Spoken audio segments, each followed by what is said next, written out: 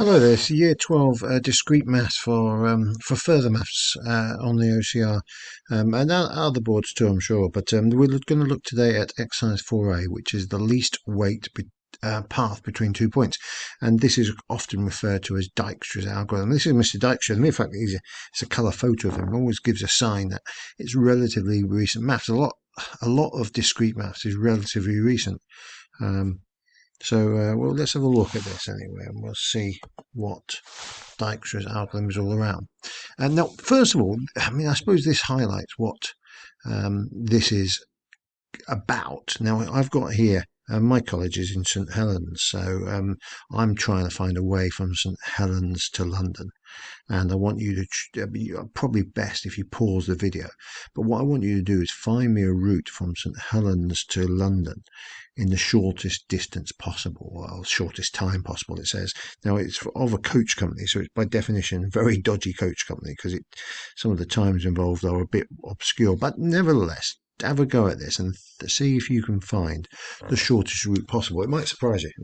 So have a go. I'm going to pause the video now, and I want you to see if you can do it.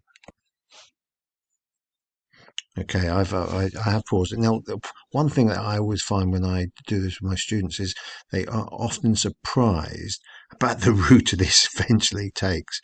And if I just put this up here, you might see the route.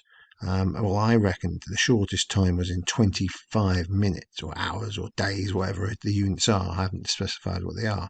And the path taken, I've said, is from St Helens. It goes up to Liverpool. It goes then to Manchester. It then goes down to Derby. Where's it then going? It's then going to Leicester. Over there. Then it's going to Nottingham.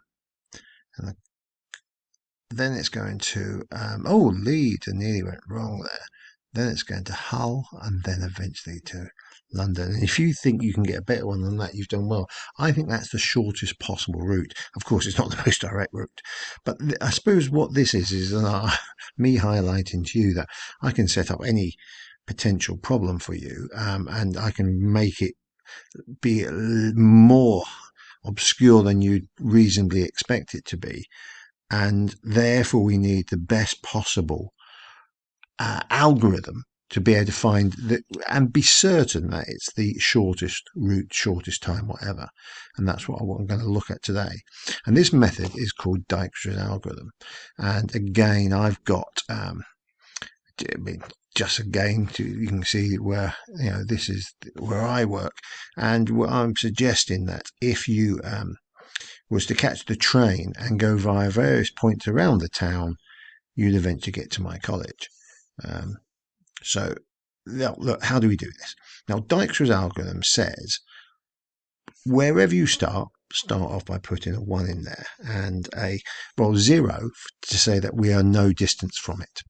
The next thing you do is you basically decide where you can get to from, in this case, the train station. And we put what are called temporary values here. So you can notice from the train station to A, it's 10 away. But I could go to B, which is only 2 away. I could go to C, which is 11 away. And I could go to D, which is 17 away. Now, having decided all this, you see, what I now do is I say, well, which is the best? Well, obviously B is the best. And because it's the second place I've gone to, I'm going to put 2, the second place, and by chance it's 2 away. And now what I do, having decided that B, I can get there quickest by going boom, straight across, obviously, I say, where can I get to from B? Now, I could go straight up. And the thing of B is, I've taken me 2 to get to B, plus that 5 is 7. Now, that beats the 10 direct route, so I'm going to put a comma 7 in there.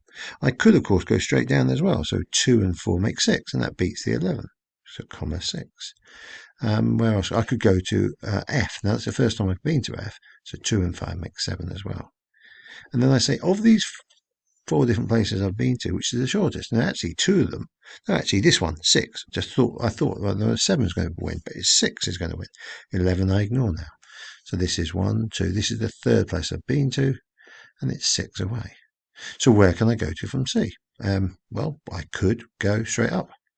and 6 and 4 makes 10. Well, actually, I've just realised I've been to B, so that's rubbish. I could go instead across here, and that's an extra 7 and 6, and that 7 makes 13. That's rubbish as well. I can already do it in 2. I'm here in 6, and 10 more is 16. That wins. And I can't go anywhere else from there. So again, I now look at them and I say which is my smallest. Now I've actually got 2. I could choose either. I'm going to choose this one just for the sake of argument. But it would be no problem if I chose the other one, and then eventually I would do this one instead. So I'm going to say this is the 4th vertex I'm filling in. I'm going to say 7 there.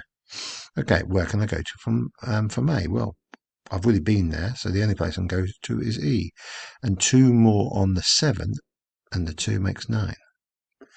So now that's the only place I can go to. So where's my smallest number? And this is where the 7 comes in. This is why it didn't really matter which order I did it in. So I can go here. This is now this is the 5th town vertex. 7 is the distance.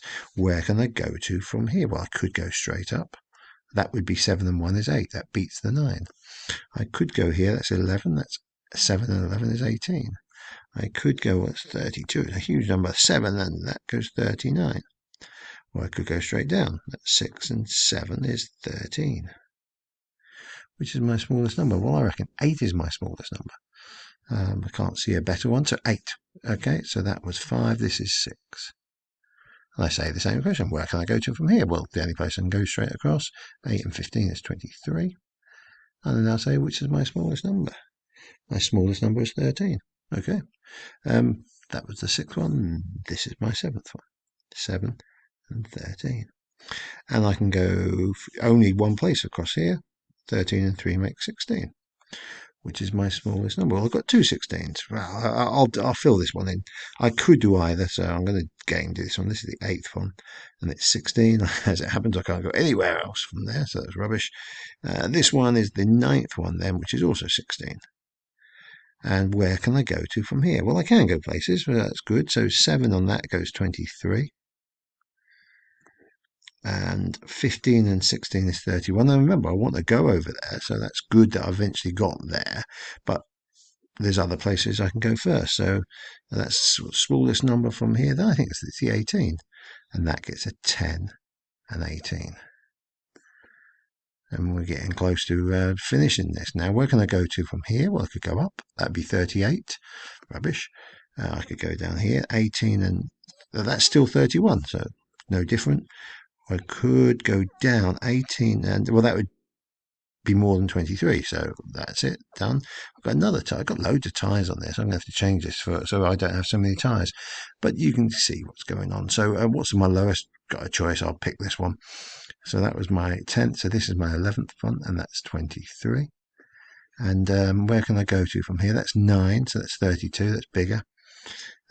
So my next smallest number has got to be this one here. This is the 12th one, and it's 23. Where can I go to from here? Well, I haven't already been, just that 2, so that makes 25. And that now, finally, is the only one left, 13 and 25. So if you like, the distance, the time, it doesn't say, it doesn't say what it is, so I'm going to assume it's a distance, is 25. My path, I tend to go backwards from here and work out where to go. So 25, take away the 2 is 23. So I definitely came along here. Now I've got to take away 20. Oh, look at that. 23 take away that 7 is 16. I assume I went across there to 13. So yeah, 6 off there would give me there. 5 off there would give me there and back again there. So you can see my path is the train station, followed by B, followed by F, G, K, J, and eventually I got to the college. So this is Dijkstra's algorithm. And there's basically, I just want people to practice this. I'm going to do one more. Now these are all a bit smaller, so I'll practice this one here. Starting from A, go to Z every time. So it doesn't matter which one. Start from A and go to Z. So wherever you start, put a 1 and a 0. And where can I go to? I can go there for 10, there for 45, and there for 20. And so, which is quickest? the A is quickest. So we go, oh, that's 2 and 10. Where can I go to from B? Well, I could go straight down.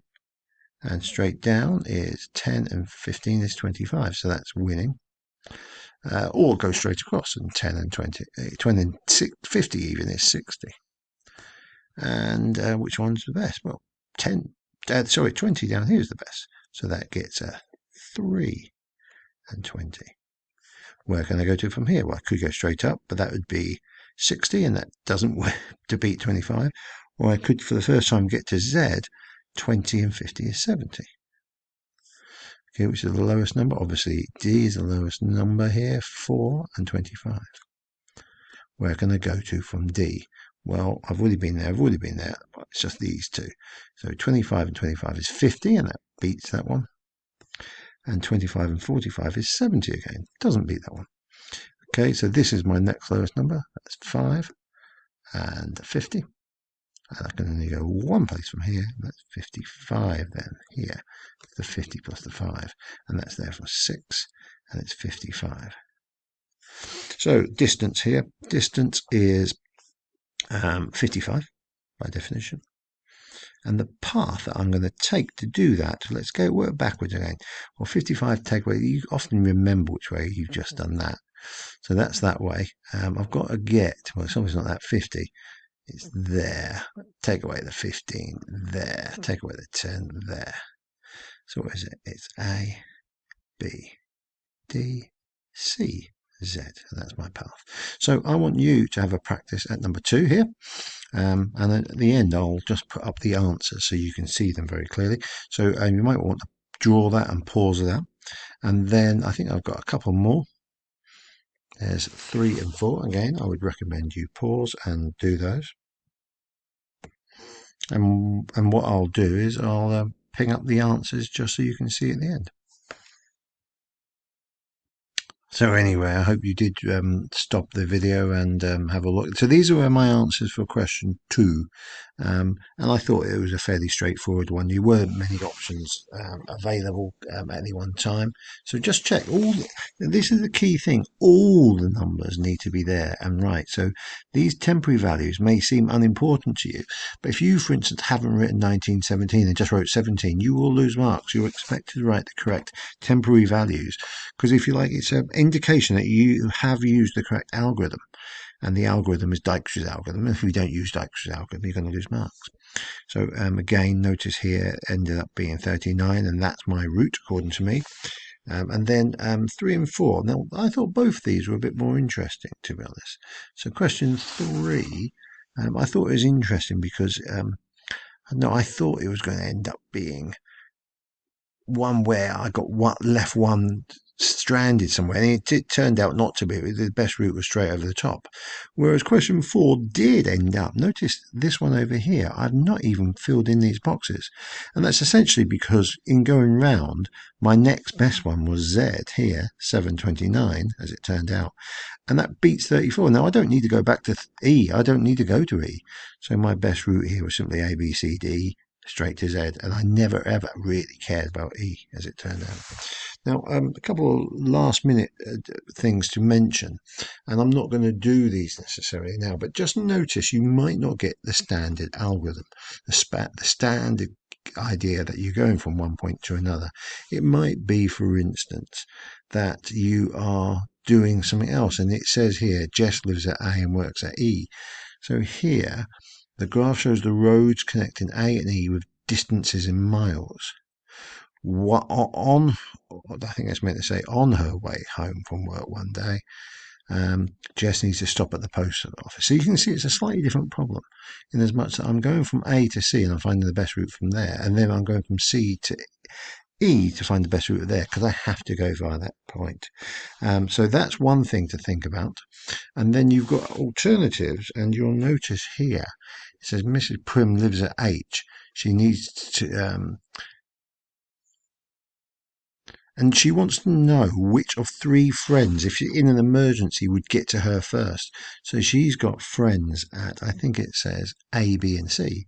And in an emergency, which one would arrive first? So that's an alternative again to what we've just seen in Dijkstra's algorithm. So we're going to leave it there, Dijkstra's algorithm, And good luck with these when they come around in the exam.